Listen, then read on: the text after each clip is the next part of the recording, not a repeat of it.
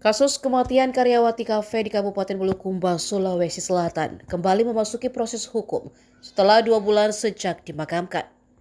Jenazah Andi Megawati diekshumasi atau digali kembali oleh penyidik Satreskrim Polres Bulukumba bersama tim forensik Bidokes Polda Sulawesi Selatan di tempat pemakaman umum Desa Bulolohe, Kecamatan Rilau Ale pada Kamis 30 Juli. Hal itu dilakukan menyusul permohonan keluarga korban yang menginginkan pemeriksaan forensik lanjutan karena menduga kematian Andi Megawati tidak wajar. Kegiatan tersebut dipimpin Kasubdit Dokpol Bidokes Polda Sulsel Dr. Muhammad Ridho bersama tim dokter forensik. Andi Megawati sebelumnya ditemukan meninggal dunia di rumahnya di Jalan Tupai, Kelurahan Caile, Kecamatan Ujung Bulu, Bulukumba pada Rabu 6 Mei 2026. Jasadnya ditemukan langsung oleh suami Megawati dalam posisi leher tergantung.